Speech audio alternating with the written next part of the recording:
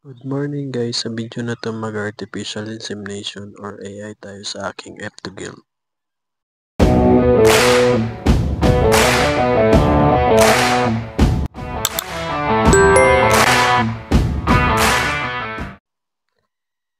Bago po natin i-artificial insemination ng baboy, dapat po muna natin pagulungin sa ating palad ng similya. Huwag po masyadong mabilis katulad ng nasa video, dahil may possibility na mamatay ang similya.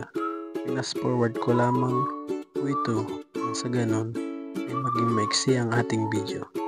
Ginagawa po natin ito na pagpagulong sa palad or pag-shake ng similya para po mag-mix sa liquid ang similya. Pagkatapos ay pinaliguan ko naman para mapresko at malinis pag nag-AI tayo.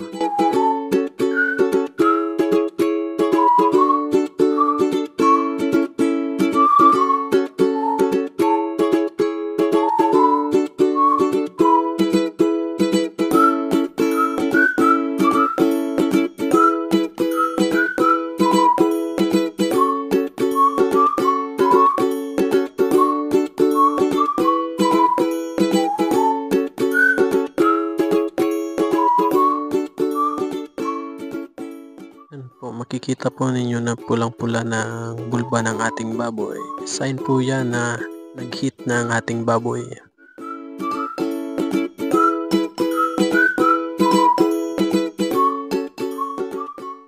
Siya nga po pala, ako po ay hindi isang expert, hindi veterinaryo. Ako po ay isang small backyard dog raiser na natuto sa pag-aalaga at experience sa aking mga baboy. At syempre, sa gayon na din ng aking veterinary noong ako po ay nagsisimula pa lamang sa pag-aalaga ng baboy.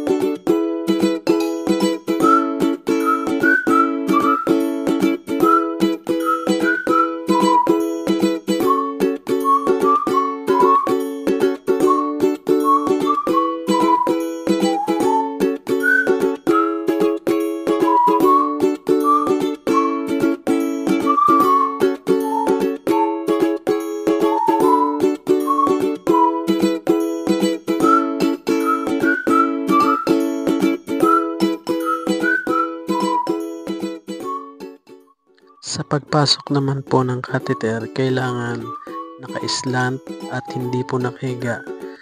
Kasi pag nakahiga, may possibility na maidiretso natin dun sa pantog ng ating alagang baboy. At pwede din to mag-cause ng infection sa alaga nating baboy. Pagkatapos mapasok ng catheter, pigain ng konti at kusang sisipsipin ang similya ng ating alagang baboy.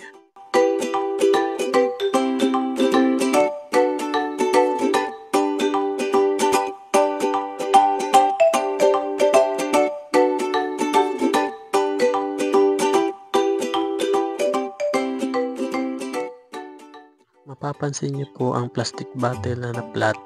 Kailangan nyo lang pong tanggalin at pigain ulit para magkaroon ng hangin o pumasok ang hangin at ipasok ulit sa catheter. Thank you for watching. Happy farming!